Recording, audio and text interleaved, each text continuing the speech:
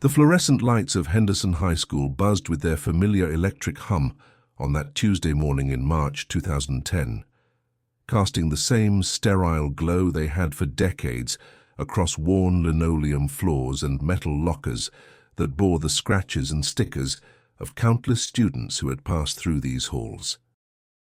Sarah Chen moved through the corridors with the easy confidence of someone who belonged, her dark hair catching the light as she navigated between clusters of teenagers discussing weekend plans and upcoming spring break adventures. At 17, Sarah possessed that particular brand of quiet magnetism that made her universally liked without her ever seeming to try. She wasn't the most popular girl in school, nor the most academically gifted, but she had something rarer, a genuine warmth that made people feel heard when they spoke to her. Her teachers appreciated her thoughtful questions. Her classmates sought her advice on everything from relationship troubles to college applications, and her younger brother Marcus often bragged to his middle school friends that his sister was basically the coolest person alive. The Chen family had moved to Henderson, Nevada, when Sarah was 12, drawn by her father David's job opportunity at a growing tech company and the promise of suburban safety that the planned community offered. Their split-level home on Maplewood Drive sat in a neighborhood where children still rode bicycles until streetlights came on, where neighbors knew each other's names, and where the biggest scandal was usually someone forgetting to bring in their trash cans on collection day. That Tuesday began like any other. Sarah's mother, Linda, prepared her usual breakfast of scrambled eggs and toast while simultaneously packing lunches and mentally rehearsing her presentation for the marketing firm where she worked as a project coordinator. David had already left for his early commute to Las Vegas, kissing his family goodbye in the pre-dawn darkness, as he had done every weekday for the past 5 years. Marcus grumbled about an upcoming math test, while Sarah helped him find his missing homework, a scene so routine it felt choreographed. "Remember, I'm staying after school for yearbook committee," Sarah told her mother as she grabbed her backpack, a worn JanSport in deep purple that she decorated with patches from various concerts and causes she supported. "Mrs. Rodriguez wants to finalize the layout for the senior section." Linda nodded absently, her mind already shifting to her own day's demands. "Will you need a ride home?" "Jessica's mom is picking us up around 5, Sarah replied, referring to her best friend Jessica Torres, with whom she'd been inseparable since their first day at Henderson High. "We might grab dinner at that new Thai place on Horizon Ridge if that's okay." These were the last words Linda Chen would hear her daughter speak. Casual, optimistic words about yearbook layouts and dinner plans, spoken in the kitchen while morning sunlight streamed through checkered curtains and the coffee maker gurgled its familiar rhythm. Later, Linda would replay this conversation thousands of times, searching for hidden meanings in Sarah's tone, analyzing every gesture for signs she might have missed. But that morning it was simply another moment in what felt like an endless series of ordinary mornings stretching ahead. At school, Sarah moved through her classes with typical engagement. In AP English, she participated in a discussion about symbolism in The Great Gatsby, offering insights about the green light that made her teacher, Mr. Brennan, nod approvingly. During lunch, she sat with her usual group, Jessica, Emma Rodriguez, and twin brothers Jake and Josh Martinez, at their claimed table near the windows overlooking the courtyard, where desert landscaping created patterns of green against sandy soil. "Are you still planning to apply to UNLV's journalism program?"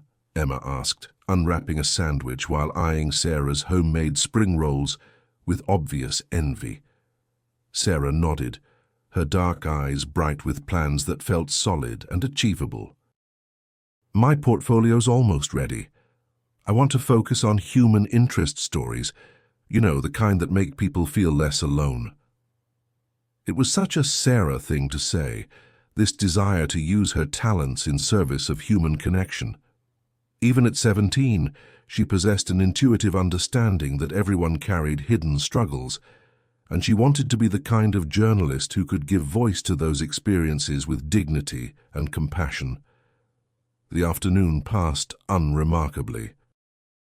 Sarah attended her AP history class, where they discussed the complexities of the Cold War, and her photography elective, where she was working on a black and white series capturing the interplay of light and shadow around campus.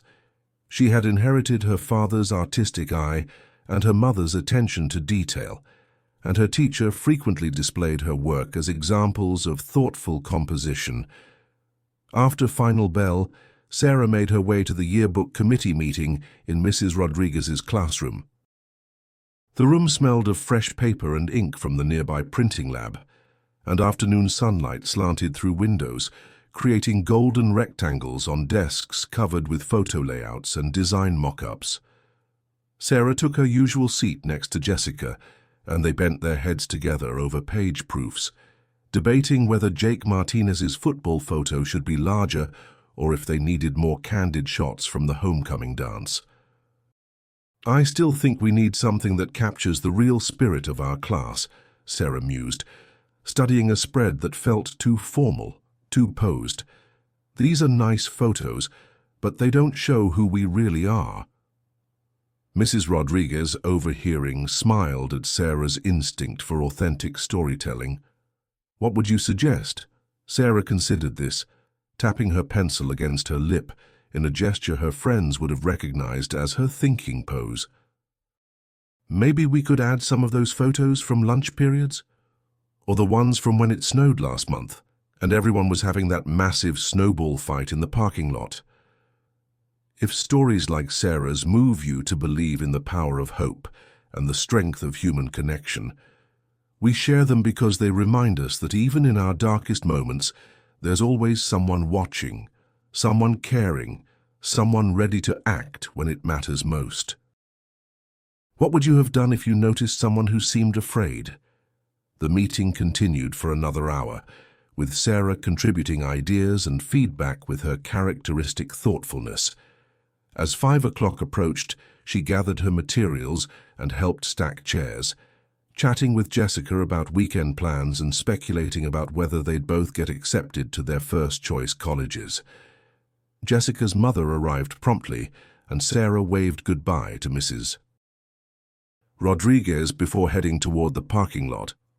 But somewhere between the classroom and the waiting car, between the familiar hallways of Henderson High and the planned dinner at the Thai restaurant, Sarah Chen simply vanished.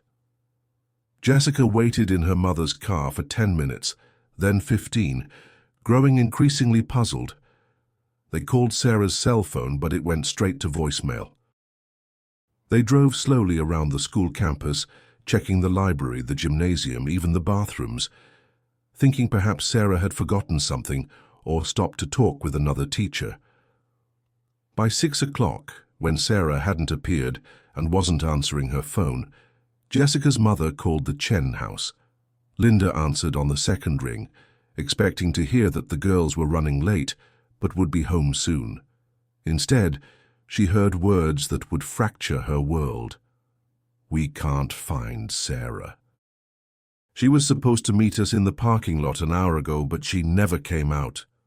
The search began immediately. David raced home from Las Vegas while Linda and Marcus combed the school grounds with flashlights, calling Sarah's name into the desert evening.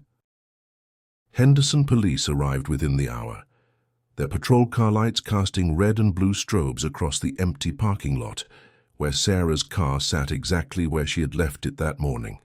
Keys still in her backpack, cell phone discovered later beneath the passenger seat, as if it had been dropped and forgotten. Security cameras showed Sarah leaving the main building at 5:07 p.m., walking across the courtyard toward the parking lot with her characteristic unhurried pace. But the cameras didn't cover the entire lot, and there was a blind spot, a gap in surveillance where Sarah's path would have taken her. After 5:07 p.m., it was as if Sarah Chen had simply ceased to exist. The investigation consumed Henderson for weeks. Police interviewed every student who had been on campus that afternoon, every teacher, every maintenance worker. They analyzed Sarah's computer, her social media accounts, her text messages, finding nothing suspicious, no signs of secret relationships or hidden troubles.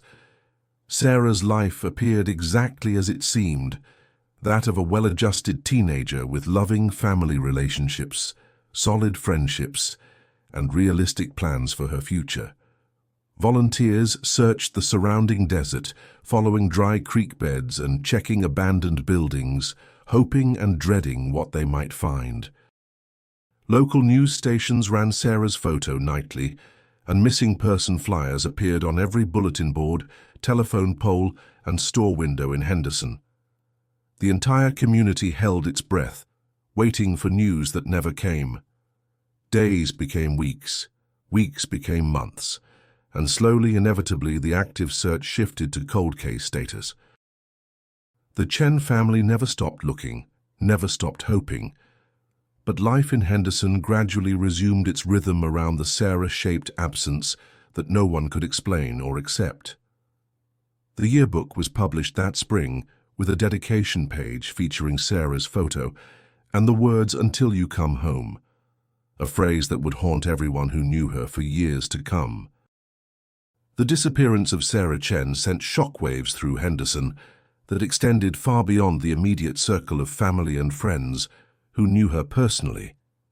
In a community built on the promise of safety and predictability, Sarah's vanishing represented a fundamental breach of the social contract that had drawn families like the Chens to settle in this carefully planned suburb on the outskirts of Las Vegas. Linda Chen aged a lifetime in the first month after Sarah disappeared. The woman who had once moved through her days with purposeful efficiency now found herself paralyzed by the simplest decisions. Standing in the cereal aisle of the grocery store, she would suddenly realize she had been staring at the same box of Cheerios for 10 minutes, her mind unable to process whether Marcus needed breakfast food or if shopping for breakfast food implied a normalcy that no longer existed in their house. David threw himself into the search with the methodical intensity he usually reserved for software debugging.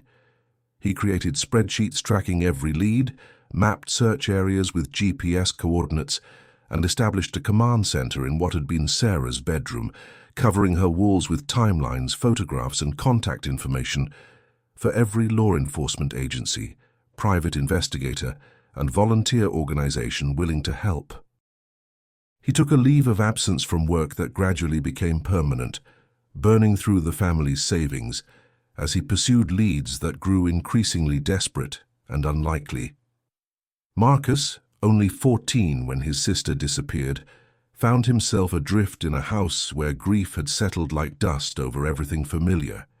His parents, consumed by their search for Sarah, seemed to forget that their remaining child might also need attention and care. He began skipping classes, his grades plummeting from honor roll to barely passing, and he spent long afternoons walking the same desert paths that volunteers had searched, as if he might succeed where adults had failed, simply through the persistence of sibling love. The impact rippled outward through Henderson High School, where guidance counselors struggled to help students process the incomprehensible reality that someone their age could simply disappear. Jessica Torres, Sarah's best friend, required therapy after experiencing panic attacks whenever she was alone in parking lots. She had been the last person to plan to see Sarah, and the weight of that final ordinary conversation about yearbook layouts and dinner plans haunted her with its cruel mundanity. Mrs. Rodriguez kept Sarah's desk exactly as she had left it during that final yearbook meeting, papers still scattered across the surface, her pencil still bearing teeth marks from her habit of chewing while thinking. Other students found it morbid, but Mrs. Rodriguez couldn't bring herself to clear the space, as if maintaining Sarah's place might somehow call her back to claim it. The broader Henderson community rallied with the fierce determination of people who refused to accept that such things could happen in their neighborhood. Organized search parties combed the desert every weekend for months, volunteers ranging from Sarah's classmates to retirees who had never met the Chen family, but felt compelled to help. Local businesses donated food, water, and supplies. The Henderson Rotary Club established a reward fund that eventually grew to $50,000, and Sarah's photo appeared on billboards throughout Nevada. Detective Ray Morrison of the Henderson Police Department became the case's primary investigator, a 20-year veteran who had seen enough missing persons cases to know that the first 48 hours were crucial and that hope diminished exponentially with each passing day. Morrison interviewed Sarah's friends repeatedly, searching for any detail that might have been overlooked, any fragment of conversation that might provide a clue to her disappearance. Sarah was genuinely happy, Jessica told Morrison during one of many interviews. I know everyone says that after something like this happens, but it was true. She was excited about college, about her photography project, about everything. She wasn't the kind of person who would just leave. The investigation uncovered no evidence of foul play, but also no indication that Sarah had left voluntarily. Her bank account remained untouched, her social media accounts dormant. She had made no unusual phone calls, sent no suspicious text messages, and had no known conflicts with anyone in her life. It was as if she had been erased from existence in the space between a school building and a parking lot, leaving behind only questions and the hollow ache of unfinished conversations. Media attention peaked in the weeks immediately following Sarah's disappearance, with local television stations running regular updates and cable news programs occasionally featuring her case during slow news cycles. Sarah's photo became iconic in Nevada, a smiling teenager with dark eyes and an expression of quiet confidence, captured in her school portrait just months before she vanished.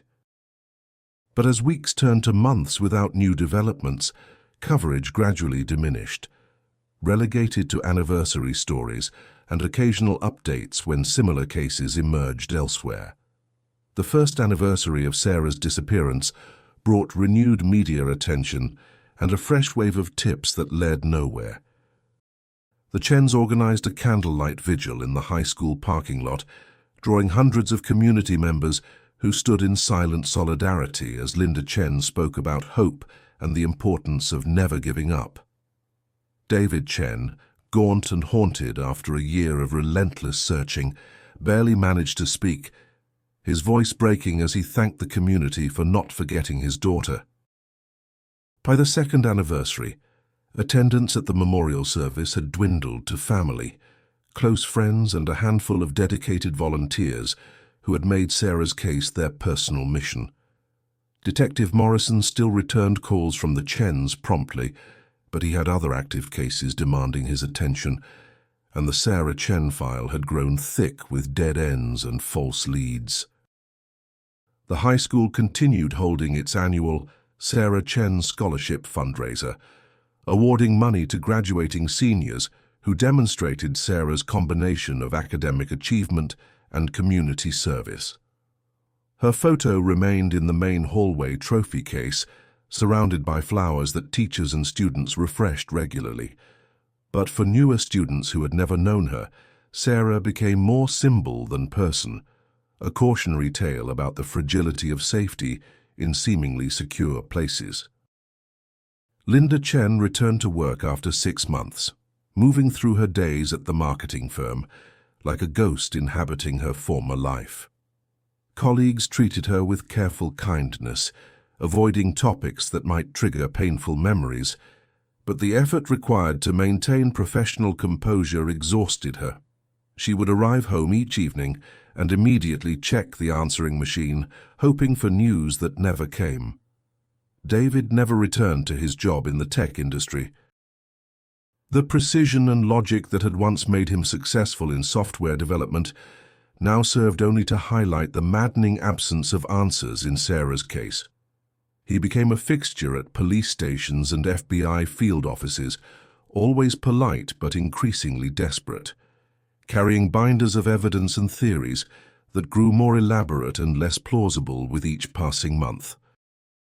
The family dog, a golden retriever named Bailey, who had been Sarah's constant companion, developed separation anxiety and would sit by the front door for hours each day, waiting for a return that never came.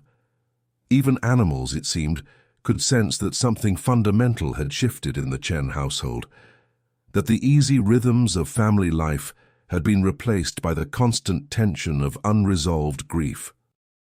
Marcus grew from a 14-year-old boy into a young man in the shadow of his sister's absence. He learned to navigate family dinners where Sarah's empty chair loomed larger than anyone present, to field questions from well-meaning classmates who asked if there had been any news, to live with the peculiar burden of being the surviving child in a family destroyed by loss. His parents loved him desperately, but their love was filtered through the lens of their missing daughter, and Marcus often felt like he was living his life as a placeholder for the family member who might someday return. 3 years after Sarah's disappearance, the Chens made the devastating decision to move from their Maplewood Drive home. The house had become a shrine to Sarah's memory, but also a constant reminder of her absence. Every room held echoes of her presence, her bedroom preserved exactly as she had left it, her photos covering the refrigerator, her books still bookmarked at pages she would never finish reading. They relocated to a smaller apartment across town, packing Sarah's belongings with reverent care, but leaving behind the life they had built when their family was complete. It was a necessary step towards some version of healing, but it felt like a betrayal. The final acknowledgement that Sarah might never come home to the place where she had been happiest. The case remained officially open, filed under missing persons, suspicious circumstances, but practical resources gradually shifted to newer investigations with fresher leads and better prospects for resolution. Sarah Chen had become a statistic, one of the thousands of people who disappear each year in America, leaving behind families trapped in an endless present tense of not knowing. Time moved differently for the Chen family after Sarah disappeared. While the rest of Henderson continued its predictable suburban rhythm, children growing up, families moving in and out, businesses opening and closing along the strip mall corridors, the Chens existed in a strange temporal suspension where every day contained both the raw immediacy of fresh loss and the accumulated weight of years without answers. By 2015, 5 years after Sarah's disappearance, the family had developed the particular routines that families in their situation create to survive. Linda worked early shifts at a different marketing firm, starting before dawn so she could spend afternoons following up on tips and maintaining contact with law enforcement agencies. David had found part-time work doing computer repair from home, a job that allowed him flexibility to travel whenever a potential lead emerged in another state. Marcus, now 19, had graduated from high school with grades good enough for community college, but not exceptional enough to attract the scholarship attention that might have made his parents proud in the uncomplicated way they had once been proud of Sarah's achievements. He studied criminal justice with a focus he had never shown for any subject before his sister's disappearance, as if understanding the technical aspects of investigation might somehow prepare him to solve the mystery that had consumed his family. The anniversary vigils continued, though they had evolved from community-wide gatherings to intimate services attended primarily by family, Jessica Torres and her mother, Mrs.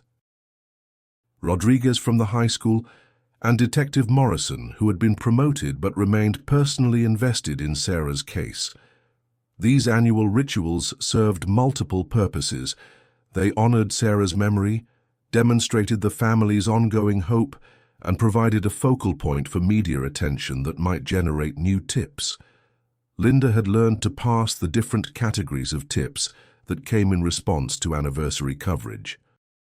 There were the well-meaning but useless sightings Sarah spotted at grocery stores, restaurants, or shopping malls across the country by people who thought they recognized her from years-old photographs.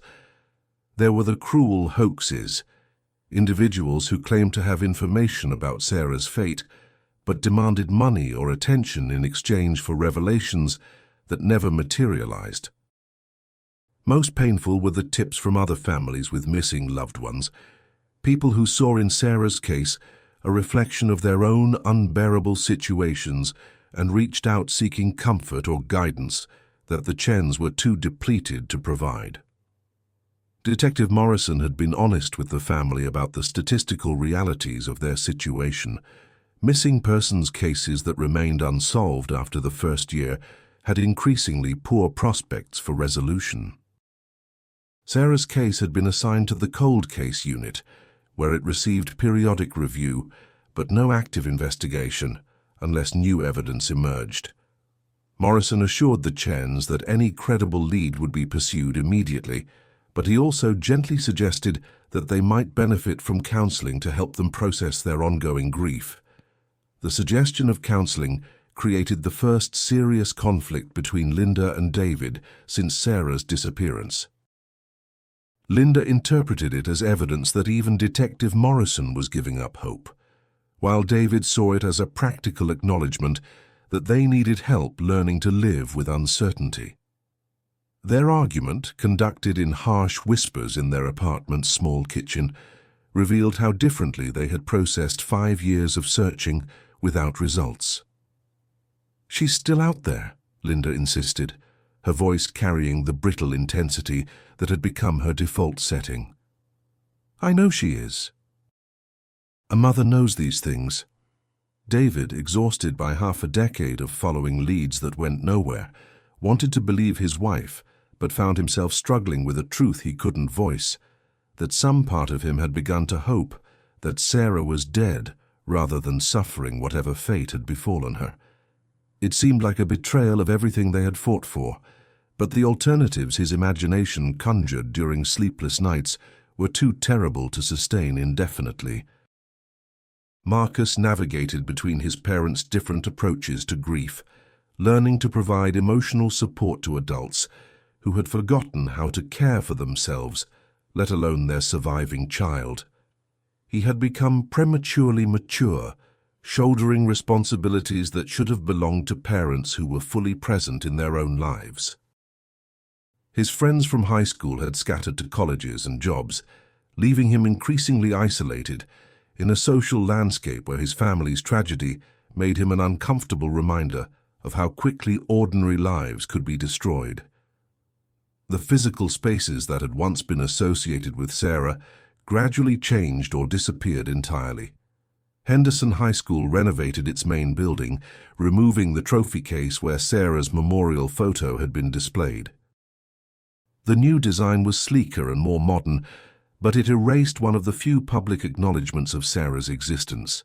Mrs. Rodriguez, now nearing retirement, carefully preserved Sarah's photo and the accompanying memorial plaque, storing them in her classroom with the promise that Sarah would always be remembered by those who had known her. The Thai restaurant where Sarah had planned to have dinner on the night she disappeared closed after 3 years, replaced by a chain pizza place that drew a different crowd. Jessica Torres, now graduated from college and working as an elementary school teacher in a neighboring district, drove past the location occasionally and felt the peculiar sadness that comes from witnessing how completely the physical world moves on from even the most significant personal tragedies. The reward fund, which had once seemed substantial at $50,000, had been supplemented periodically by anonymous donations and fundraising events, but it also represented a kind of defeat, an acknowledgement that someone, somewhere, possessed information about Sarah's fate but had not been motivated by conscience alone to come forward. The money sat in an account that Linda checked obsessively, as if the balance might somehow indicate whether Sarah was still alive. Technology had evolved significantly since 2010, and the Chens regularly submitted Sarah's information to new databases and search engines designed to help locate missing persons. They had learned the terminology of their situation: long-term missing person, endangered adult, suspicious circumstances, and had become reluctantly expert in the bureaucratic processes that governed law enforcement's approach to cases like theirs. David had developed an encyclopedic knowledge of similar cases, spending hours on internet forums where families of the missing shared information and theories. He could recite statistics about recovery rates, discuss the psychological profiles of various types of predators, and analyze search methodologies with the expertise of someone who had been forced to become his own detective. This knowledge was both empowering and devastating. It provided the illusion of action while reinforcing how many people simply vanished without explanation. Linda had taken a different approach, focusing on spiritual and intuitive methods that promised insight beyond what traditional investigation could provide. She consulted psychics, attended prayer groups, and followed leads based on dreams and meditation that David regarded with skeptical tolerance. Their different coping mechanisms created parallel but separate grief processes, two people living in the same small apartment but inhabiting entirely different versions of hope and despair. The community of Henderson had largely moved on, as communities must. New families had moved into the neighborhood where the Chens had once lived. Children played in yards where search volunteers had once gathered, and the local grocery stores no longer displayed Sarah's missing person flyer near their checkout counters. It wasn't cruelty or indifference. It was the natural process by which communities absorb tragedy and continue functioning. But for the Chens, this normalcy felt like a second loss, the gradual erasure of public memory about their daughter's disappearance. Marcus had begun dating a girl from his college criminology program, but he found it nearly impossible to explain his family situation without overwhelming potential relationships. How do you introduce someone to parents whose entire identity has been shaped by unsolved tragedy? How do you plan a future when your present is still anchored to an event from the past? He loved his parents desperately, but he also recognized that their grief had become a prison that confined the entire family. By 2018, 8 years after Sarah's disappearance, the Chens had developed a kind of equilibrium around their loss, not healing exactly, but a sustainable way of carrying the weight of not knowing.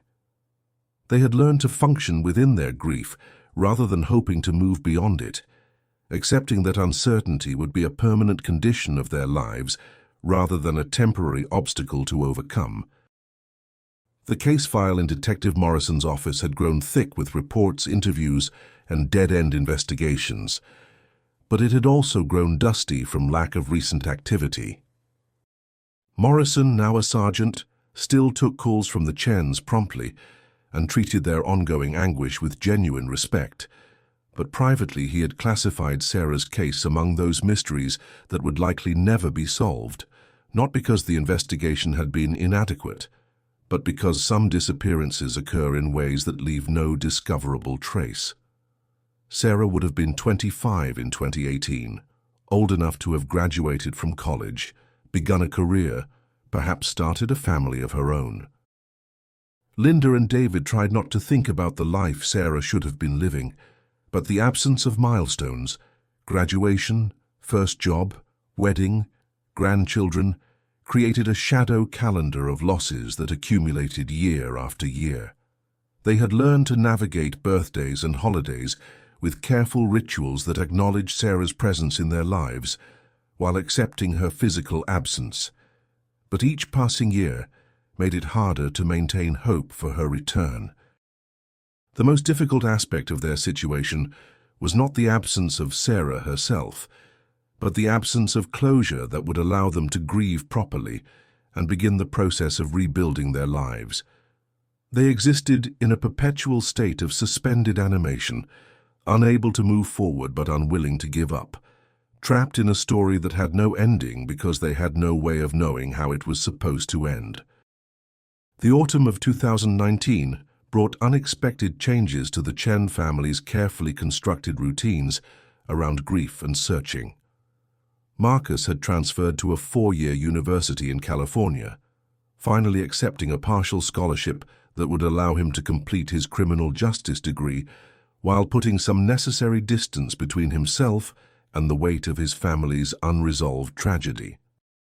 His departure left Linda and David alone together for the first time since Sarah's disappearance, forcing them to confront how thoroughly their relationship had been restructured around the shared project of searching for their missing daughter.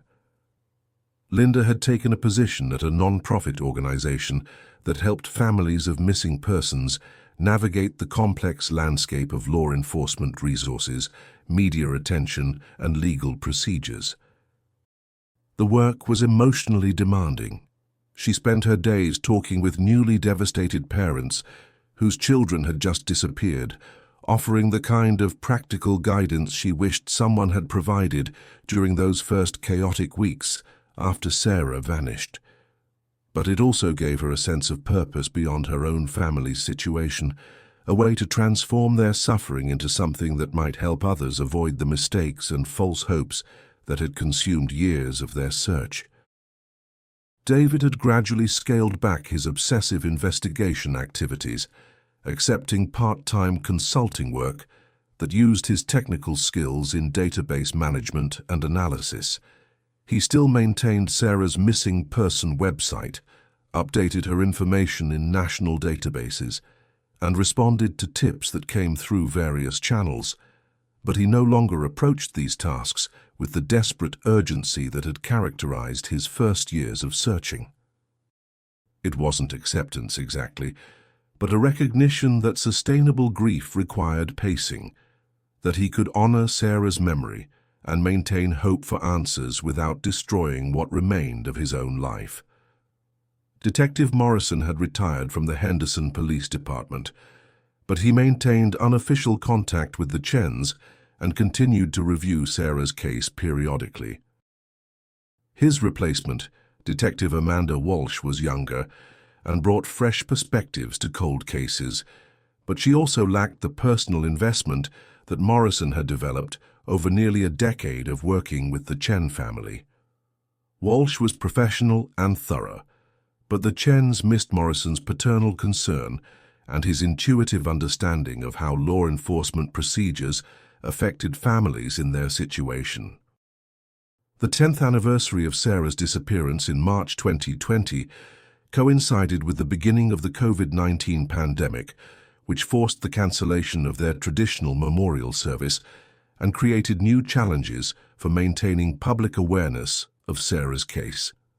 The anniversary passed quietly, marked only by a small private gathering that was live-streamed for friends and extended family members who couldn't attend in person. The pandemic's impact on daily life created a strange parallel to the Chen's experience. Suddenly, everyone was living with uncertainty, isolation, and the suspension of normal activities that had been their reality for a decade. Linda found that her work with other families of missing persons became even more crucial during the pandemic, as disappearances continued, but resources for search and investigation were strained by public health concerns. She conducted support group meetings via video call, helping parents whose children had vanished navigate a system that was already overwhelmed before the additional complications of social distancing and reduced law enforcement capacity. David used the pandemic's disruption of normal routines to finally organize and digitize the enormous collection of documents, photographs, and correspondence that had accumulated during 10 years of searching for Sarah. The project took months and required him to revisit every detail of the investigation, every false lead and disappointment, but it also created a comprehensive archive that could be easily shared with law enforcement agencies and private investigators. The process was emotionally exhausting but oddly therapeutic. It represented a kind of completion, a way of honoring the thoroughness of their search, even if it hadn't produced the results they desperately wanted. Marcus completed his bachelor's degree in criminal justice while working remotely from his apartment in Los Angeles, writing his senior thesis on the long-term impact of unresolved missing persons cases on family members. The research required him to analyze his own family's experience with academic objectivity, a process that was both helpful and heartbreaking. He discovered that families in their situation often developed what researchers called ambiguous loss, a form of grief that couldn't be resolved because the loss itself remained uncertain. Understanding the psychological framework for their experience provided some comfort, but it also confirmed that their struggle was likely to be lifelong rather than temporary. The pandemic had created new appreciation for human connection and the fragility of ordinary life, which brought renewed attention to cold cases like Sarah's. True crime podcasts had grown in popularity, and several producers reached out to the Chens about featuring Sarah's disappearance in episodes that might generate new tips or theories. Linda and David approached these opportunities with careful consideration. They wanted to maintain public awareness of Sarah's case, but they also had learned to be cautious about sensationalized coverage that prioritized entertainment value over genuine investigation. They eventually agreed to participate in a podcast series that specialized in missing persons cases and had a track record of responsible reporting. The episode about Sarah aired in late 2020 and generated several dozen new tips, though most proved to be the familiar pattern of well-meaning but inaccurate sightings and conspiracy theories that had no basis in evidence. However, the renewed attention also brought contact from other families in similar situations, expanding the Chen's network of people who understood their specific type of loss. Detective Walsh had been working methodically through Henderson's cold case files, applying new technologies and investigative techniques to older mysteries. She arranged to meet with the Chens in early 2021 to discuss potential new approaches to Sarah's case, including advanced DNA analysis of evidence that had been collected but not fully processed with newer techniques. The meeting took place in a conference room at the police station, the same building where the Chens had spent countless hours over the past decade, but Walsh's fresh perspective made familiar surroundings feel different. "I want you to know that I've reviewed every aspect of Sarah's case," Walsh told them, her manner professional but kind. "The initial investigation was extremely thorough, and I have tremendous respect for the work that was done. But we have new tools available now, and I think there are some avenues worth exploring." Linda and David exchanged glances that communicated a decade's worth of experience with law enforcement promises and disappointments. They had learned to be hopeful about new developments while protecting themselves from the devastating letdown that followed when promising leads turned into dead ends. Walsh explained that advances in DNA analysis might allow for more detailed examination of trace evidence from Sarah's car and belongings, and that new databases for missing persons had been developed that could identify potential connections to other cases. She also mentioned that she had been in contact with FBI specialists who dealt with long-term missing persons cases and could provide additional resources if warranted. The conversation lasted 2 hours and left the Chens feeling cautiously optimistic for the first time in years. It wasn't that Walsh had promised to solve Sarah's case. They had learned to be suspicious of anyone who made such promises, but her systematic approach and genuine investment in finding answers felt different from the routine reviews they had experienced in recent years. Marcus drove home from Los Angeles to attend the meeting with Detective Walsh, and the 3 family members spent the evening talking more openly about Sarah's disappearance than they had in years. The conversation was painful, but also cathartic. They acknowledged how thoroughly the mystery had shaped their lives, discussed their different ways of processing grief and uncertainty, and recognized that they had all changed in fundamental ways during the decade since Sarah vanished. "I used to think that we just needed to find the right clue, talk to the right person, search in the right place," David admitted. "I spent years believing that if I just worked hard enough, I could solve this. But now I think maybe the most important thing is that we never stop trying, never stopped loving her, never stopped believing that she matters." Linda nodded, understanding that David was articulating something she had felt but couldn't express. "She's still our daughter whether we find her or not, and maybe that has to be enough." Marcus looked at his parents, two people who had been aged and changed by loss, but who had also demonstrated a kind of stubborn resilience that he was only beginning to appreciate, and realized that he had learned something about love from watching them refuse to give up hope despite years of disappointment. The evening ended with them looking through photo albums they hadn't opened in years, remembering Sarah not as a missing person, but as a daughter and sister who had filled their lives with joy before she disappeared. It was the first time in a decade that remembering Sarah felt more like celebration than mourning, and it marked a subtle but significant shift in how they carried her memory.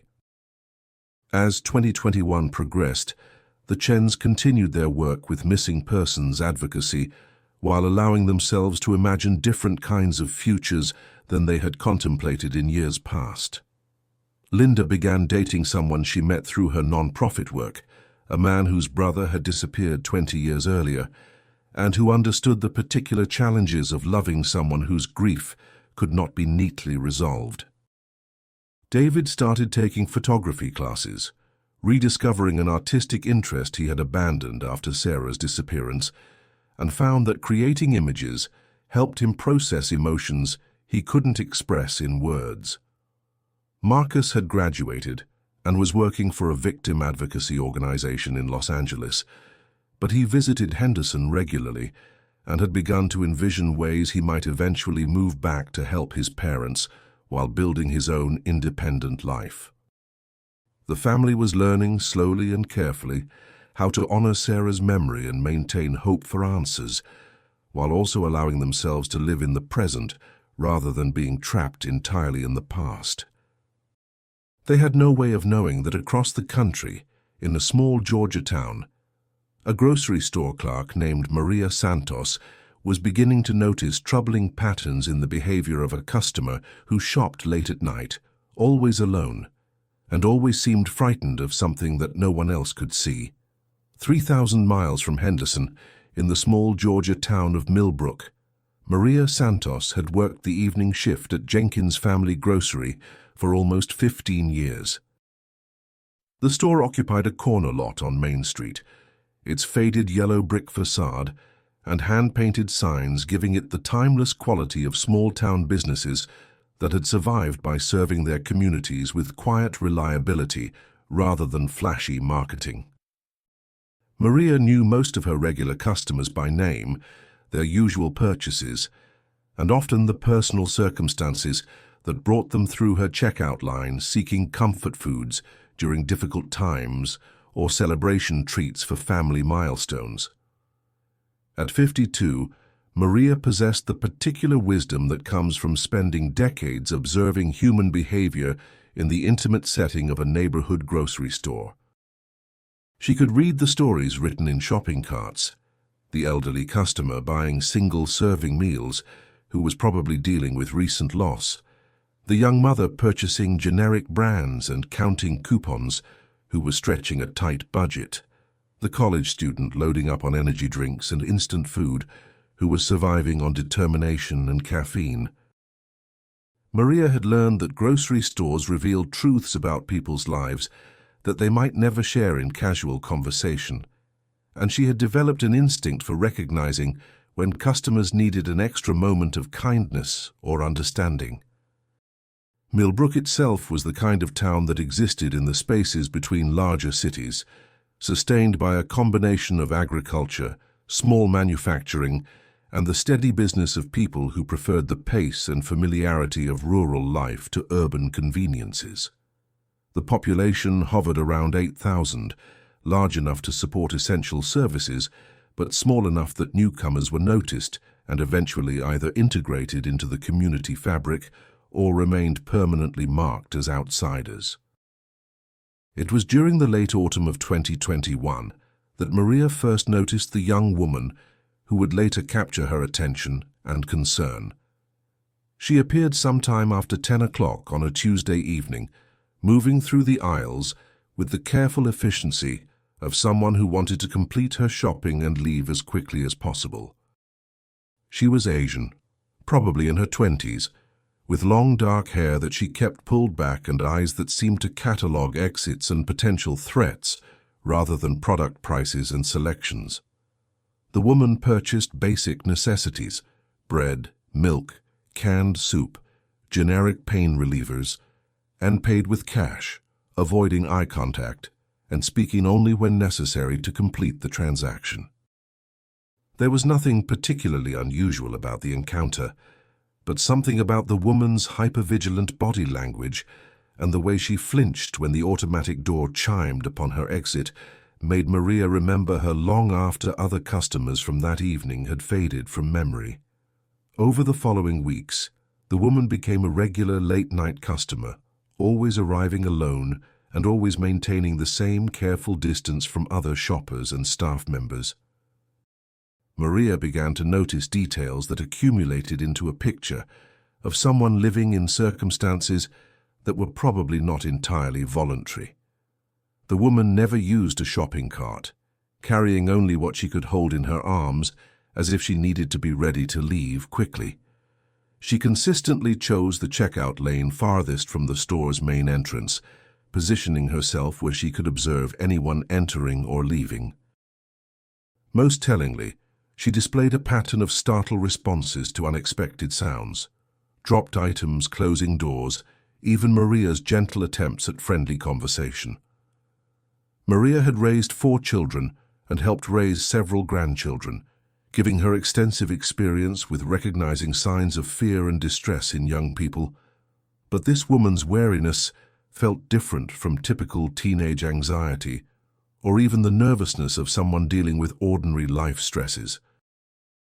There was a quality of hypervigilance that reminded Maria of documentaries she had seen about prisoners of war or abuse survivors, people who had learned to monitor their environment constantly because their safety depended on anticipating danger. The woman's appearance also raised quiet concerns. She was thin in a way that suggested inadequate nutrition rather than personal choice, and she often wore long-sleeved shirts even when Georgia's autumn weather was warm enough for lighter clothing.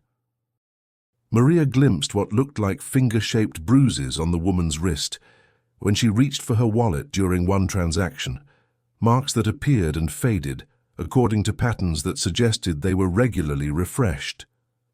As weeks turned into months, Maria found herself unconsciously adjusting her work routine to ensure she was available when the young woman typically arrived for her shopping trips.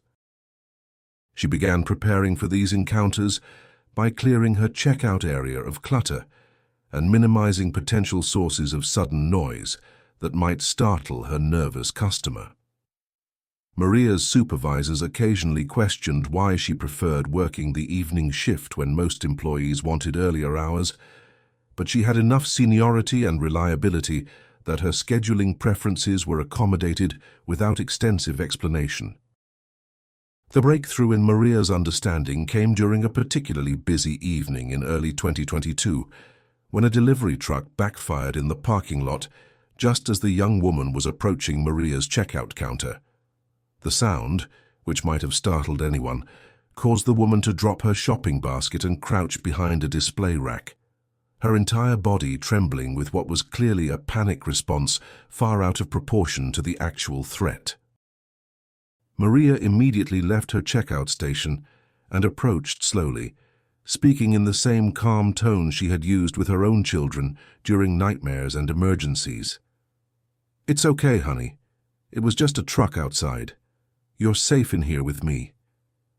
The woman looked up with eyes that held a mixture of terror and embarrassment, and for the first time in months of brief interactions, she spoke more than the minimum required for conducting business. "I'm sorry. I don't know why I'm fine, really." But she wasn't fine, and both women knew it. Maria helped her collect the items that had scattered from her dropped basket, noting that the woman's hands were shaking and that she kept glancing toward the store's exits as if planning escape routes. The transaction was completed in careful silence, but as the woman prepared to leave, Maria made a decision that would prove to be more significant than she could have imagined. "My name is Maria," she said quietly. "I work here most evenings. If you ever need anything at all, you just let me know, okay?" The woman paused at the door, and for a moment it seemed like she might respond with something more than polite acknowledgement. Instead, she nodded slightly and disappeared into the parking lot. But Maria had seen something in her expression that looked like desperate gratitude for even this small gesture of human connection. Over the following weeks, their interactions gradually became less formal and more genuine, though the woman remained cautious about sharing personal information. Maria learned that her name was Amy, almost certainly not her real name, given how she hesitated before providing it, and that she lived somewhere in the rural area outside Millbrook's town limits. Amy never mentioned family, friends, work, or any of the ordinary details that people typically shared during casual conversation, and Maria was careful not to ask directly about circumstances that Amy was clearly not ready to discuss. But Maria continued to observe and document details that painted an increasingly troubling picture. Amy's bruises appeared in patterns that suggested someone was grabbing and restraining her regularly. She purchased the same brands of food consistently, as if she was shopping from a list created by someone else, rather than making personal choices. Most concerning, she displayed knowledge gaps that seemed unusual for someone her age. She appeared unfamiliar with current events, popular culture, and technological developments that most young adults would consider routine. During one conversation, Amy mentioned that she hadn't seen a movie in years and years, and when Maria recommended a film that had been popular just 2 years earlier, Amy looked at her blankly. It was as if Amy had been living in isolation from the broader world for an extended period, cut off from the normal flow of information and experiences that shaped most people's daily lives. Maria began researching missing persons cases online, initially focusing on Georgia and surrounding states, but gradually expanding her search parameters as she realized that Amy could have been brought to Millbrook from anywhere in the country. She learned about the National Missing and Unidentified Persons System, familiarized herself with the signs of human trafficking and long-term captivity, and discovered the heartbreaking scope of people who had simply vanished from their normal lives without explanation. The search was overwhelming and often heartbreaking. Thousands of faces staring back from missing persons databases, each representing a family somewhere living with the same uncertainty and anguish that Maria was beginning to understand through her limited connection with Amy. But she persisted, driven by the growing conviction that Amy was someone's daughter, sister, or friend who had been missing for far longer than anyone should have to endure. It was during a late-night search session in March 2022, almost exactly 12 years after Sarah Chen had disappeared from a Henderson High School parking lot, that Maria discovered a photograph that made her heart race with recognition. The image was older, clearly taken when the subject was younger, but the bone structure, the shape of the eyes, and something indefinable about the expression were unmistakably familiar. Sarah Chen, age 17, disappeared March 15, 2010, from Henderson, Nevada. Maria stared at the photograph for several long minutes, comparing it mentally to the young woman she had been observing and protecting for months. The age progression would be significant. Sarah would now be 29, not the teenager in the photograph, but Maria felt certain she was looking at the same person. The woman she knew as Amy bore enough resemblance to the missing teenager from Nevada to justify serious consideration that they might be the same person. The discovery filled Maria with a mixture of excitement and dread. If Amy was indeed Sarah Chen, then Maria had found someone who had been missing for over a decade, someone whose family had presumably never stopped searching and hoping for answers. But it also meant that Amy had been held against her will for 12 years, subjected to whatever circumstances had created the fearful, hypervigilant person Maria had come to know. Maria spent the rest of the night reading everything she could find about Sarah Chen's disappearance: news articles, missing person flyers, social media posts from family members who continued to share her photo and plead for information. She learned about Linda and David Chen, about Marcus, who had grown up in the shadow of his missing sister, about a community that had rallied around the family before gradually moving on to other concerns. By morning, Maria knew that she had to act on her suspicions, but she also understood that she needed to proceed carefully. If Amy was indeed Sarah Chen, then approaching law enforcement directly might put her in immediate danger from whoever had been controlling her life for the past 12 years. Maria needed to find a way to help without creating additional risk for someone who had already survived far more than anyone should have to endure.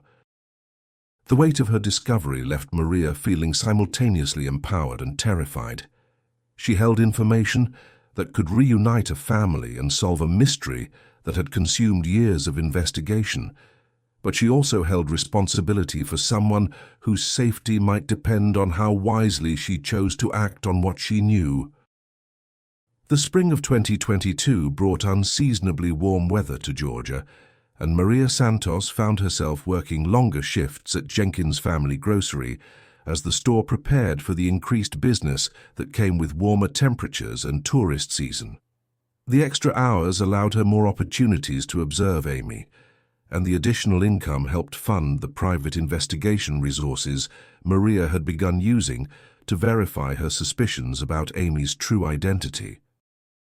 Maria had contacted a retired police detective named Robert Hayes, who specialized in missing persons cases, and operated a small private investigation business from his home office in Atlanta. Hayes had agreed to review the information Maria had compiled, photographs she had discreetly taken of Amy, detailed notes about her behavior patterns, and the compelling similarities between Amy and the missing person reports for Sarah Chen. Hayes was cautious but intrigued, particularly by Maria's systematic documentation of Amy's responses to various stimuli and her apparent unfamiliarity with cultural references from the past decade.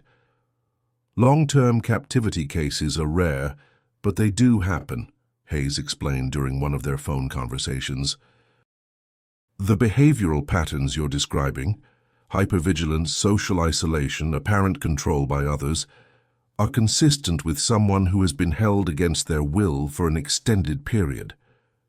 The age progression from the missing person photo to your current observations is also within reasonable parameters.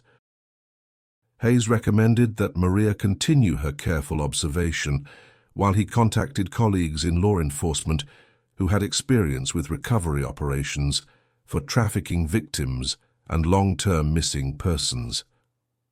The situation required expertise that went beyond typical missing person investigations, particularly given the need to ensure Amy's safety during any potential intervention.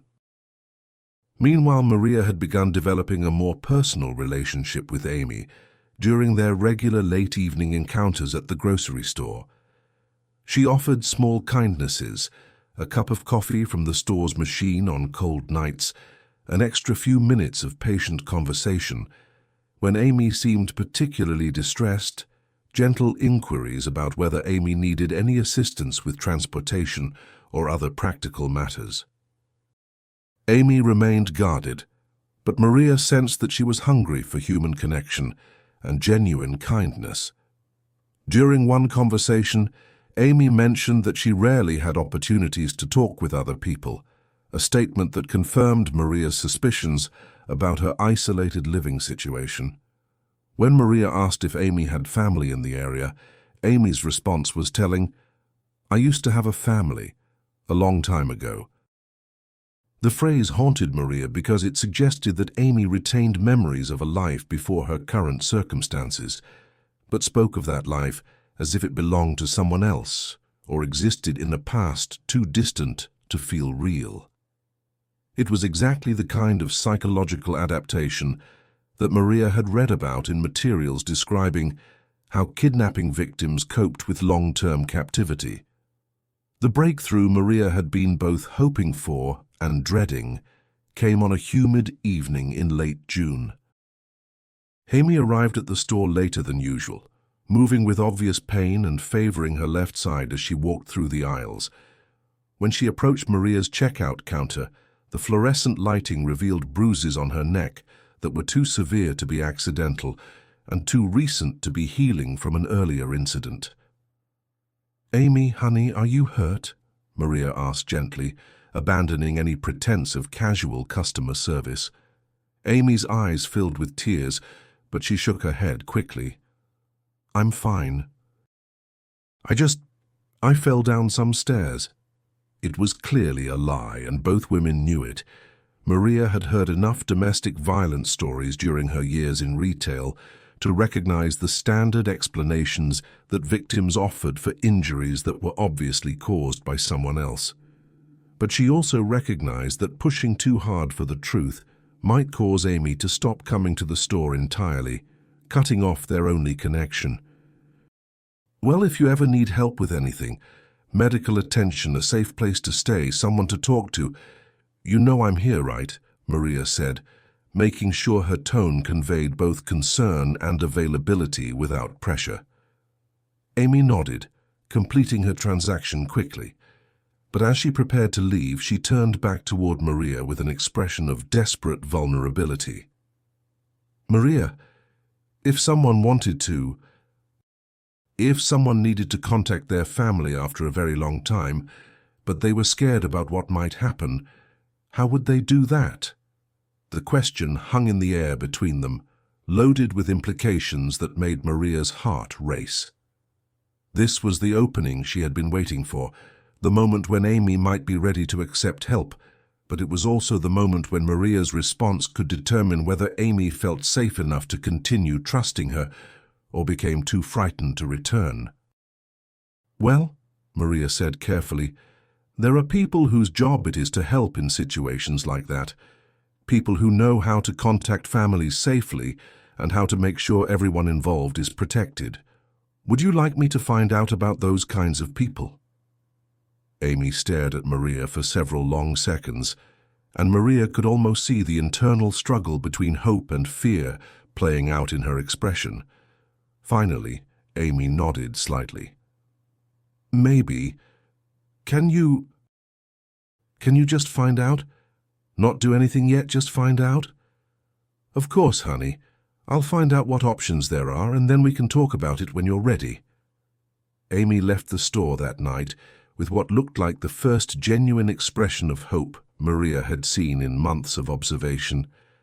But she also left Maria with the enormous responsibility of following through on her promise in a way that would truly help, rather than potentially making Amy's situation worse.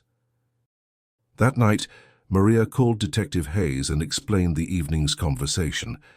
Hayes agreed that Amy's questions suggested she was ready to consider seeking help, but he also emphasized the need for extreme caution in planning any intervention. If this woman is indeed Sarah Chen, then whoever has been holding her for 12 years has demonstrated both the capability and willingness to maintain control over another person for an extended period, Hayes explained. That suggests we're dealing with someone who has significant resources, detailed planning abilities, and probably experience with avoiding law enforcement. Any rescue operation needs to be carefully coordinated to avoid putting the victim in additional danger. Hayes recommended involving the FBI's specialized unit for long-term missing persons and human trafficking cases, as well as the Henderson Police Department's cold case unit, which still maintained Sarah Chen's case file. But he also stressed that any official law enforcement involvement needed to wait until Amy explicitly requested help and until they had gathered enough intelligence about her current living situation to plan a safe intervention. Over the following weeks, Maria worked to build Amy's trust while carefully gathering information that might help law enforcement understand the circumstances they would be dealing with. She learned that Amy was driven to the store by someone who waited in the parking lot but never came inside.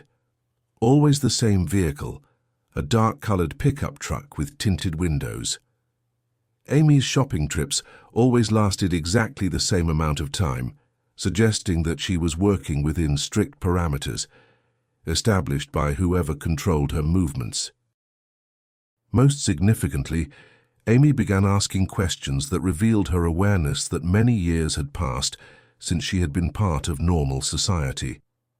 She wondered about changes in technology, asked about world events she had missed, and showed particular interest in Maria's stories about her own children and grandchildren. It was as if Amy was trying to understand how the world had continued to evolve during her absence from it. During one conversation, Amy asked a question that nearly broke Maria's heart. "Do you think families ever stop looking for someone who's been gone a really long time?" "No, honey," Maria replied without hesitation. "Families never stop loving, and they never stop hoping, no matter how long it's been." Amy absorbed this information with an expression that suggested she was trying to reconcile Maria's words with whatever she had been told about her own situation over the years. The conversation convinced Maria that Amy was indeed someone who had been missing for an extended period, and that she was beginning to consider the possibility of reconnecting with her original life. But it also reinforced the complexity of Amy's situation. She would need extensive support to navigate the psychological and practical challenges of returning to a world that had changed dramatically during her absence. Maria began preparing for the conversation she knew was coming, the moment when Amy would ask for specific help rather than just information. She coordinated with Detective Hayes to develop a plan that would prioritize Amy's safety while also gathering the evidence needed to identify and prosecute whoever had been responsible for her disappearance and captivity. The plan they developed was necessarily complex, involving multiple law enforcement agencies and specialized victim services, but it centered on respecting Amy's autonomy and allowing her to control the pace and extent of any intervention.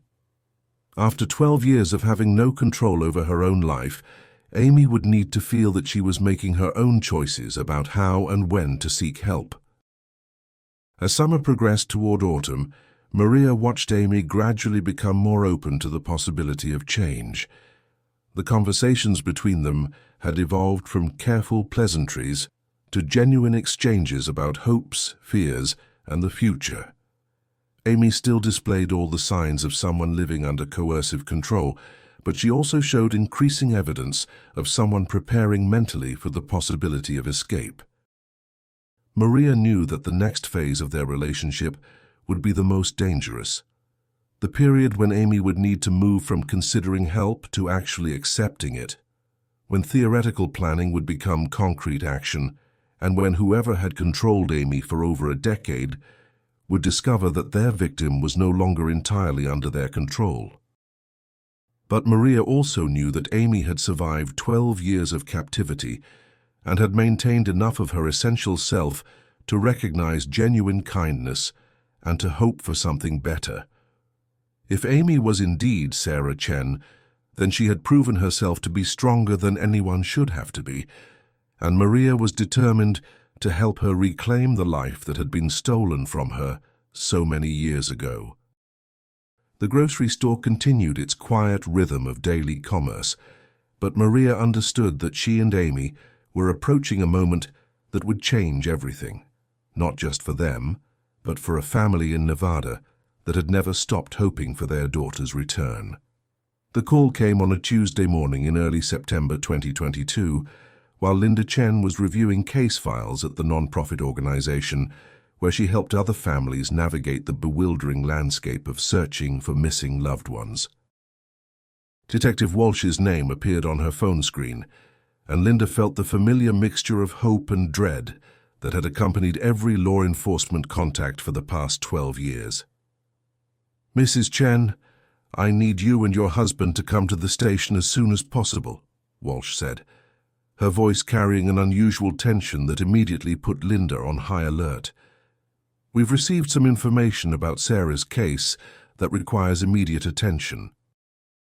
Linda's hands began trembling as she asked the question that had preceded countless disappointments over the years. "Have you found her?" "I can't discuss details over the phone, but I need both you and David here within the hour if possible.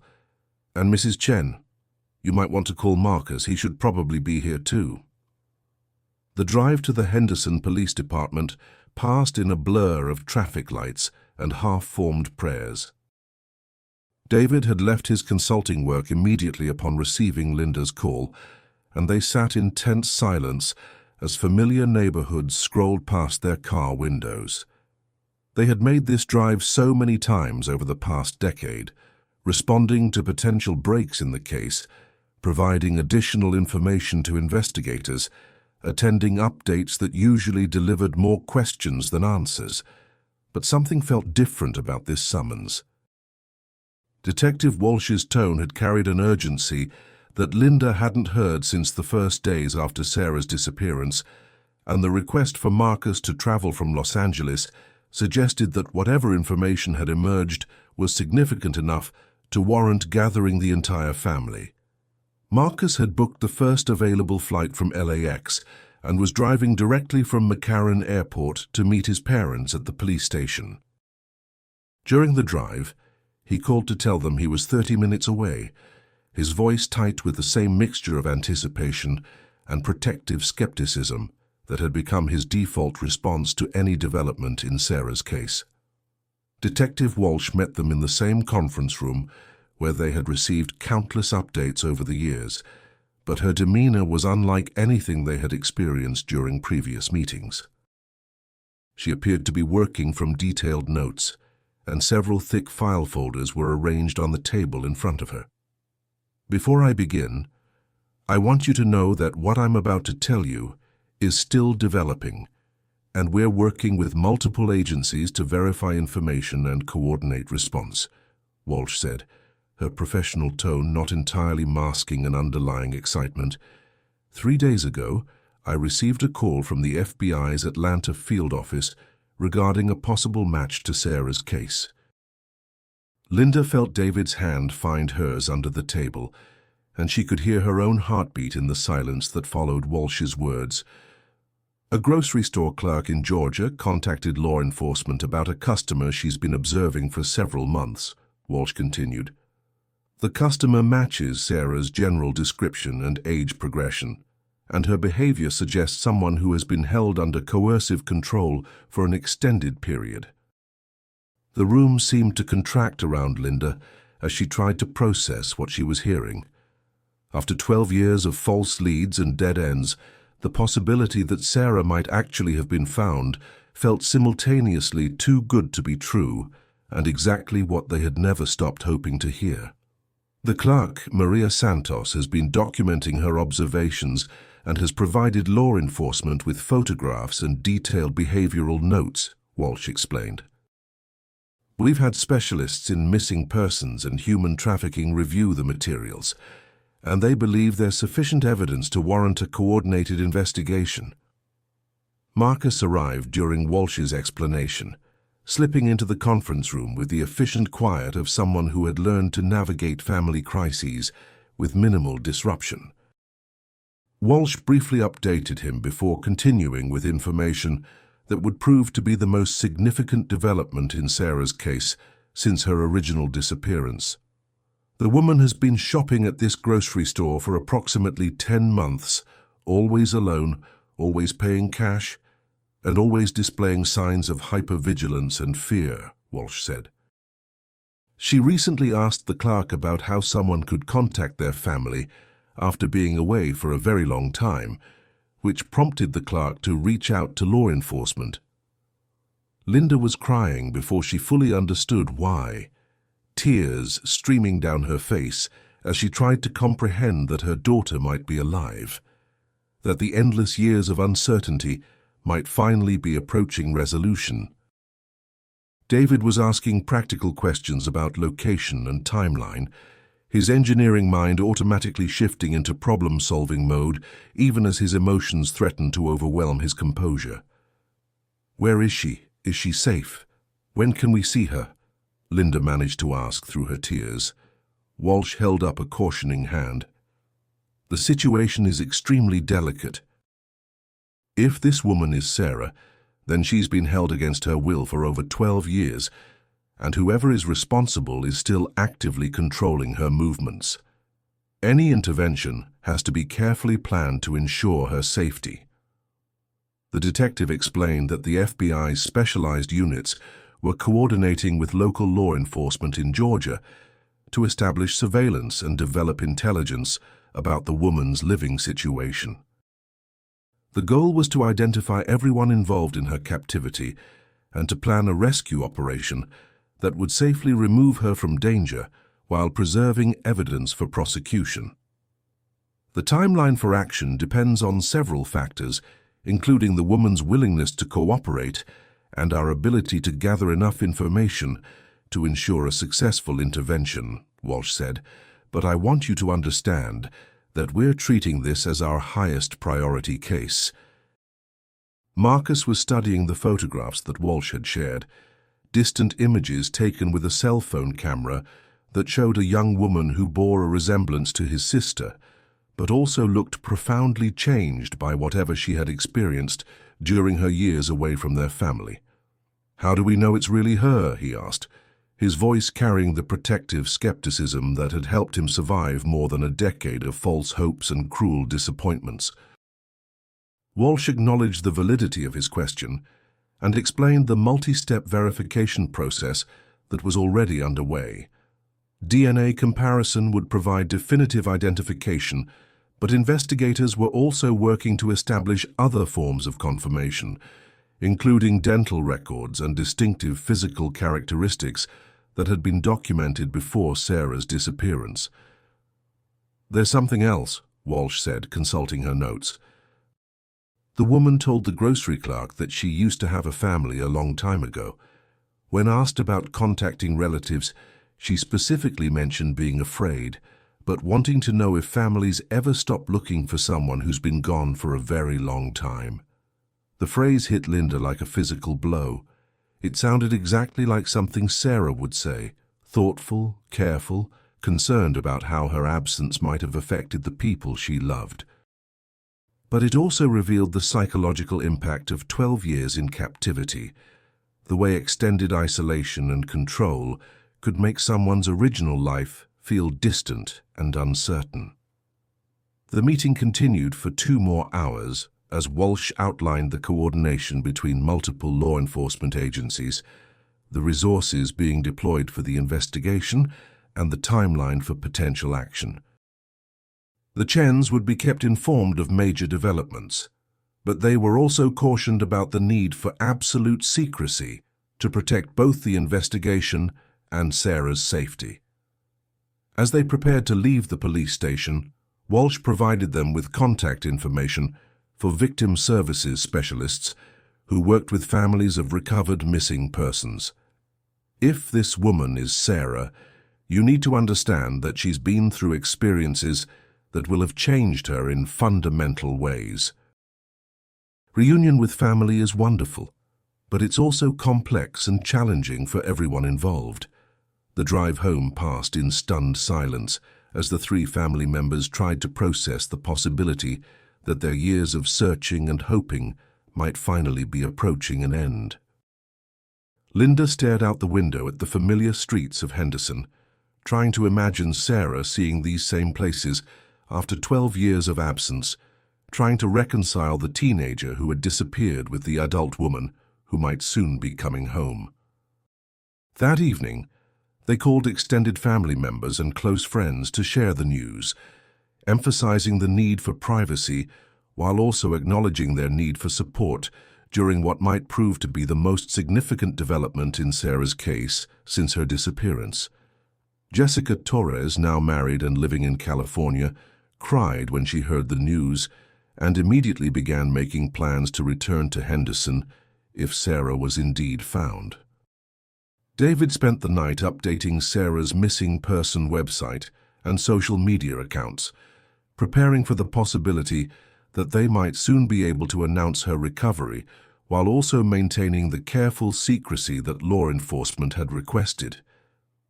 Linda found herself unable to sleep, alternating between overwhelming hope and protective skepticism, trying to prepare herself emotionally for either reunion or another devastating disappointment. Marcus stayed in Henderson rather than returning immediately to Los Angeles, understanding that the next few days or weeks might bring developments that would require the entire family to be together. He helped his parents manage the practical details of their suddenly disrupted lives while also serving as their reality check, reminding them that positive outcomes were possible but not yet certain. The waiting was almost unbearable, more intense than the long years of cold case status, because it carried the possibility of imminent resolution. Every phone call from Detective Walsh, every update from the FBI, every piece of news from Georgia carried the potential to either fulfill their deepest hopes or deliver another crushing disappointment. But for the first time in 12 years, the Chen family allowed themselves to believe that Sarah might actually be coming home. The rescue operation took place at dawn on September 21, 2022, coordinated between the FBI, Georgia Bureau of Investigation, and local law enforcement agencies with precision that reflected months of careful planning. Maria Santos had worked with investigators to establish that Amy typically made her grocery runs on Wednesday evenings, providing a predictable window when she would be away from whatever location served as her prison and under minimal supervision. The intervention team positioned themselves at strategic points around Jenkins' family grocery, with Maria maintaining her normal work routine to avoid arousing suspicion from whoever transported Amy to and from the store. When Amy arrived that evening, moving with her characteristic careful observation of exits and potential threats, Maria was ready with a prearranged signal that would indicate Amy's willingness to accept help. "Amy, honey, I found out about those people we talked about," Maria said quietly as Amy approached her checkout counter. "The ones who help people contact their families safely. Would you like to meet one of them tonight?" Amy's response came after a long pause, during which Maria could see the internal struggle between hope and terror playing out in her expression. Finally, Amy nodded slightly. "Yes, but I'm scared." "I know you are, sweetheart, but you're going to be safe. I promise." The actual moment of rescue was remarkably quiet. No dramatic confrontation, no chase scene, just a young woman walking out of a grocery store with people who were trained to help her reclaim her life. The man who had been waiting in the parking lot to transport Amy back to captivity was arrested without incident, and the location where Amy had been held for over a decade was secured by law enforcement teams who found evidence of a sophisticated operation involving multiple victims over many years. Amy, whose legal name was confirmed through DNA analysis to be Sarah Chen, was taken immediately to a specialized facility in Atlanta that provided services for recovered trafficking victims and long-term missing persons. The facility was designed to help people transition from captivity to freedom, providing medical care, psychological support, and gradual reintegration services in an environment that prioritized safety and healing over immediate reunion with families. The phone call to the Chen family came at 3:47 a.m. Pacific Time on September 22, 2022. Detective Walsh's voice carried a mixture of professional satisfaction and genuine emotion as she delivered the news they had waited 12 years to hear. "We have her. Sarah is safe and she's coming home." Linda's scream of joy woke neighbors 3 houses away. David collapsed to his knees in their small apartment kitchen, overwhelmed by relief and gratitude so intense it felt like physical pain. Marcus, who had been sleeping on their couch while waiting for news, was awakened by his parents' tears and immediately understood that their long nightmare was finally ending. The reunification process was carefully managed by specialists who understood the complex psychological challenges facing both Sarah and her family. Sarah had spent 12 years in an environment where her survival depended on compliance and hypervigilance, and she needed time to adjust to the reality that she was genuinely safe and free to make her own choices. The Chen family, despite their overwhelming joy at Sarah's recovery, needed to understand that the daughter and sister they were welcoming home had been profoundly changed by her experiences. Dr. Elizabeth Morrison, a psychologist who specialized in helping families navigate reunion after long-term separation, met with the Chens before their first visit with Sarah.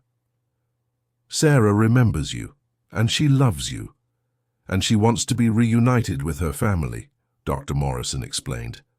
"But she's also going to need time to learn how to be part of a family again, and you're going to need time to learn how to be her family in ways that help her feel safe and supported." The first meeting took place in a comfortable conference room at the Atlanta facility, with Sarah choosing to sit near the door and Dr. Morrison present to provide support if needed. Sarah looked smaller than her parents had imagined, and older in ways that had nothing to do with the passage of time. But when she saw them, her face lit up with the same smile that had made her universally loved at Henderson High School, 29 years old and 12 years older. "Mom? Dad?" Sarah's voice was tentative, as if she was afraid they might disappear if she spoke too loudly. Linda was across the room and holding her daughter before conscious thought could interfere with maternal instinct. "Sarah, my Sarah, we never stopped looking. We never stopped believing we'd find you." The reunion was simultaneously everything the Chens had dreamed of and more complicated than they had anticipated. Sarah remembered them clearly and wanted desperately to reconnect with her family, but she also displayed the learned behaviors of someone who had survived by anticipating danger and avoiding actions that might provoke punishment. She flinched when people moved too quickly, positioned herself near exits, and required explicit permission before feeling safe to eat, speak, or express preferences about anything. Marcus approached his sister with the careful gentleness of someone who understood trauma, and Sarah's response to seeing him revealed one of the most heartbreaking aspects of her ordeal. "You got so tall," she said, studying the man who had been her 14-year-old little brother when she disappeared. "I missed watching you grow up." The investigation into Sarah's captivity revealed a network of individuals who had been involved in kidnapping and trafficking multiple victims over many years. Sarah had been held at various locations in Georgia, Alabama, and Tennessee, moved regularly to prevent her from developing familiarity with any particular area or establishing relationships that might facilitate escape. Her captors had maintained control through a combination of physical restraint, psychological manipulation, and threats against her family that convinced her any attempt to escape would result in harm to the people she loved. The man responsible for Sarah's kidnapping was identified as Leonard Hartwell, a 58-year-old with a history of domestic violence and sexual assault who had been living under assumed identities for decades. Hartwell had been watching Sarah during the weeks before her disappearance, learning her routines and identifying the opportunity that allowed him to abduct her from the Henderson High School parking lot without being observed by security cameras. The legal proceedings that followed Sarah's rescue were complex and emotionally demanding. But Sarah's testimony helped ensure that Hartwell and his associates received sentences that reflected the severity of their crimes. Sarah's courage in facing her captors in court was remarkable, but it also demonstrated the strength and resilience that had enabled her to survive 12 years of unimaginable circumstances. The process of Sarah's reintegration into her family and community was gradual and carefully supported by specialists who understood the challenges facing both trafficking survivors and their loved ones. Sarah needed to relearn basic life skills that most people take for granted. How to make choices about food, clothing, and daily activities. How to navigate public spaces without constant fear. How to trust that the people around her had her best interests at heart. The Chen family relocated to a larger home in Henderson, choosing a quiet neighborhood where Sarah could begin rebuilding her life without excessive attention from media or curious neighbors. Sarah enrolled in a program designed to help trafficking survivors complete their education and develop job skills, and she gradually began exploring interests and talents that had been suppressed during her years in captivity. Photography, which had been Sarah's passion in high school, became an important part of her healing process. She discovered that creating images helped her process emotions and experiences that were too complex for words, and her work began to reflect both the trauma she had survived and the hope she was learning to embrace again. Her first gallery showing, held at the Henderson Community Center in 2023, raised money for organizations that helped other trafficking survivors while also demonstrating Sarah's remarkable journey from victim to survivor to advocate. The relationship between Sarah and her family required patience, understanding, and professional guidance to navigate successfully. Linda learned to ask permission before offering physical affection, understanding that Sarah needed to feel in control of her personal space and physical interactions. David discovered that his daughter responded well to structured routines and clear expectations, echoing the stability she had craved during years of uncertainty and fear. Marcus, now 25, found that reconnecting with his sister required building an entirely new relationship rather than attempting to resume the sibling dynamic they had shared when Sarah was 17 and he was 14. They spent hours talking about the years they had missed together, with Marcus sharing stories about high school, college, and his work in victim advocacy, while Sarah gradually opened up about aspects of her experience that she felt ready to discuss. The healing process was not linear or predictable. Sarah experienced periods of significant progress, followed by setbacks triggered by unexpected reminders of her captivity. Crowded spaces, sudden loud noises, and even positive surprises could cause panic responses that required careful management and professional support. But she also demonstrated remarkable resilience and determination to reclaim her life, celebrating small victories like her first solo trip to a grocery store, her first night sleeping without nightmares, and her first genuine laugh at one of Marcus's terrible jokes. Maria Santos became an unexpected but important part of Sarah's support network. The grocery store clerk who had recognized Sarah's distress and taken action to help her became a surrogate aunt figure, someone who had known Sarah during her darkest period and could witness her transformation into someone who was learning to live without constant fear.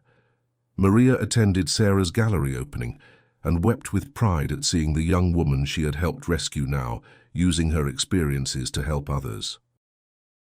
The media attention surrounding Sarah's recovery was intense, but carefully managed by victim advocates who understood the importance of controlling Sarah's narrative and protecting her privacy. Sarah chose to participate in a limited number of interviews, always with the support of professionals and family members, and always with the goal of raising awareness about human trafficking and the importance of community members like Maria, who noticed when someone needed help. I want people to understand that trafficking victims are often hiding in plain sight, Sarah said during one carefully planned television interview. We're the people who seem nervous in public, who avoid eye contact, who appear to be controlled by whoever is with them. But we're also someone's daughter, someone's sister, and we're hoping that someone will notice and care enough to help. The investigation into Sarah's captivity led to the rescue of 3 other women who had been held by the same trafficking network, and Sarah's testimony helped law enforcement understand the methods traffickers used to maintain control over their victims for extended periods. Her courage in sharing her experiences contributed to improved training for law enforcement officers and social service providers who worked with trafficking survivors. Dr. Morrison continued working with the Chen family for more than a year after Sarah's rescue, helping them navigate the complex emotions and practical challenges of rebuilding their family relationships. Reunion is wonderful, but it's also the beginning of a new journey rather than the end of an old one, she explained. Families need to learn how to love and support each other in ways that acknowledge how everyone has been changed by their experiences. Sarah's relationship with Henderson itself was complicated. The town represented both the normal life that had been stolen from her and the community that had never stopped searching for her return.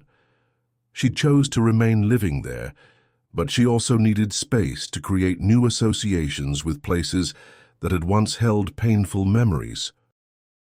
The high school parking lot where she had been abducted was the most difficult location for her to revisit, but with therapeutic support, she was eventually able to return there and reclaim that space as part of her healing process.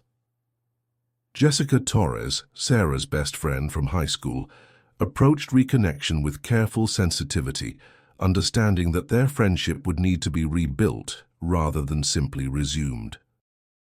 Jessica had become an elementary school teacher and had married her college boyfriend, experiences that highlighted how much life had continued during Sarah's absence. But she also understood that friendship could transcend time and trauma if approached with patience and genuine care. The Chen family established a foundation in Sarah's honor that provided support services for trafficking survivors and their families, funded research into prevention and recovery programs, and advocated for policy changes that would better protect vulnerable individuals.